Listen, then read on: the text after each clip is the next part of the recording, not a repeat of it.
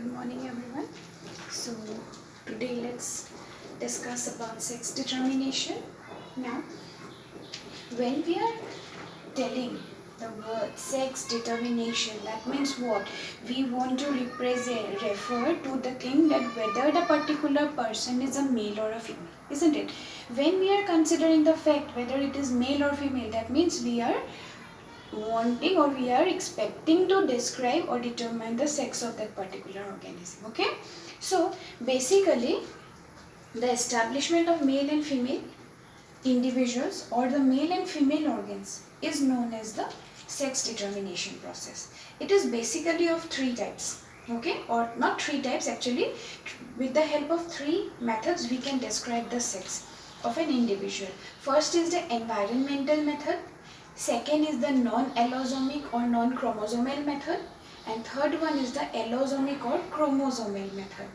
Now in case of environmental sex determination, that means this is mostly observed in case of hermaphrodite organisms. That means the organisms in which both the sexes are capable of being expressed. Okay. Now for example, we have already studied about hermaphrodite in individuals, isn't it? Now here actually we will study in the example of Bonellia. Now Bonellia is actually a marine worm. Okay, it is normally developing as a female organism, and whenever it is isolated, that means it is, as it is an aquatic worm, so what happens in water, in isolated place it will behave as a female worm, but whenever it comes in contact with a mature female, an enlarged mature female, then what happens, it behave as a male. Okay, that means the environment of the female makes the worm male. Okay, that means its sex changes. It enters into the female body and lives there as a parasite in the uterus of the female, and then it can reproduce with that female one. Got it? That means in normal condition, in isolated condition, it behave as a female organism, but whenever that developing worm comes in contact with a mature female, then immediately it gets converted into a male organism. So that is the environmental effect. Then in case of crocodiles also, what happened, in low temperature it induces femaleness, but whenever the temperature is high, it immediately behave as a male. Okay, so that is also an important factor in case of crocodiles. That is environmental effect. Then next we come to the non-allosomic sex determination. Now in some primitive forms or simple organisms, like for example the bacteria, okay, here what happened, we have studied about bacteria in class 11, and we have studied that there are sex factors on the F plasmids. Okay, the plasmids are there which will have the fertility factor which represents their sex. Otherwise there are no such any sex organs or such type of things, isn't it?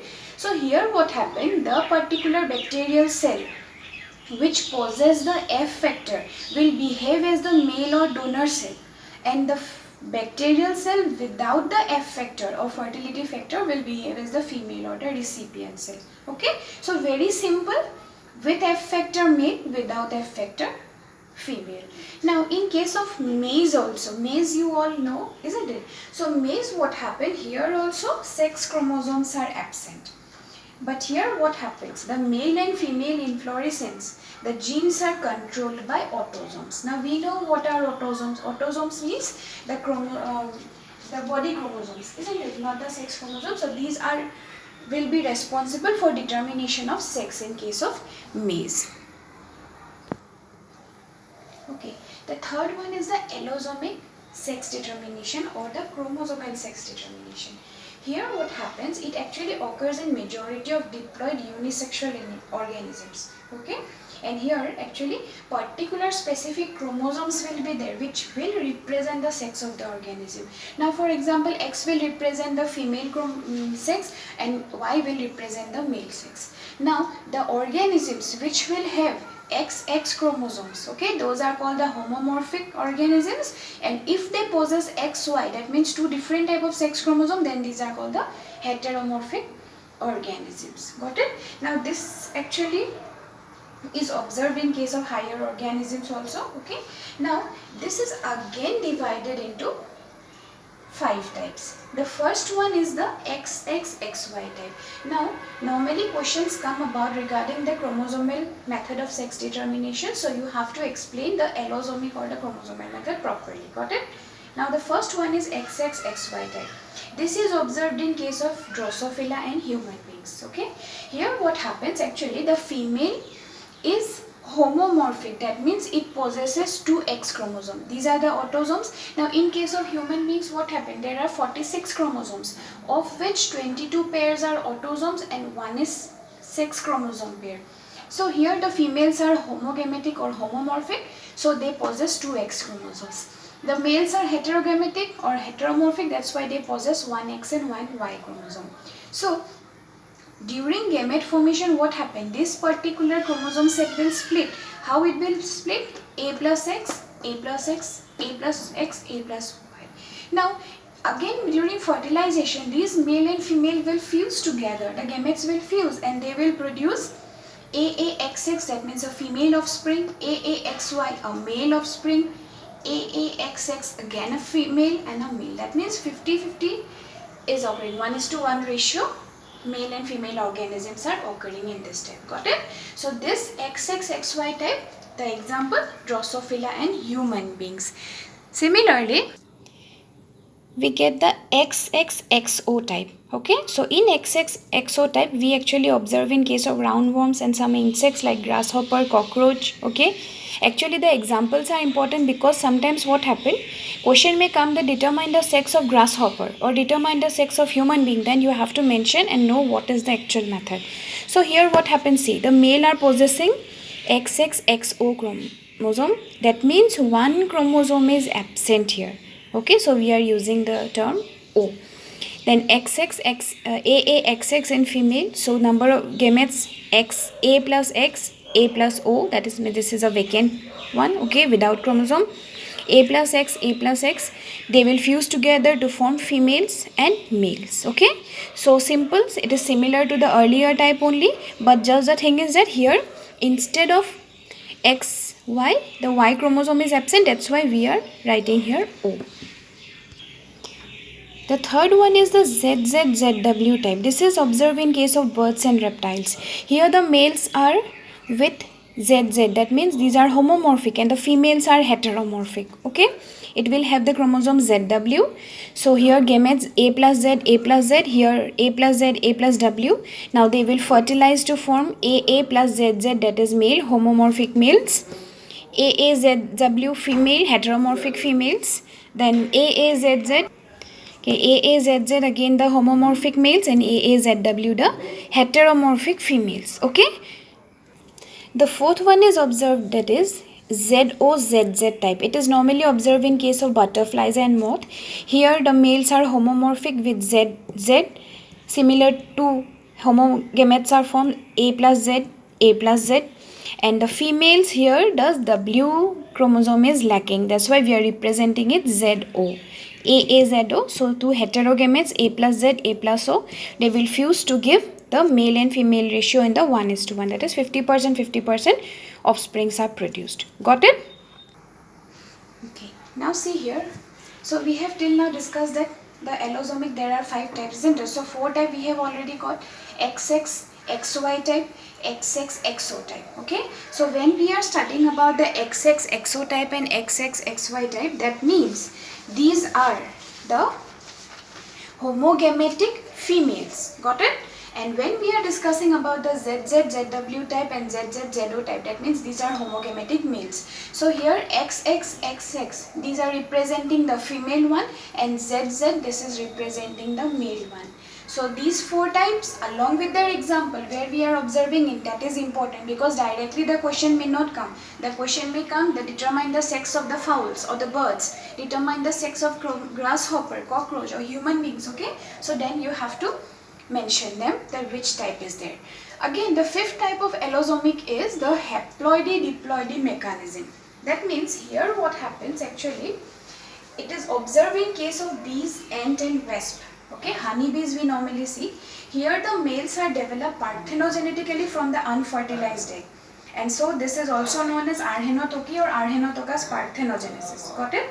And the females are developed from the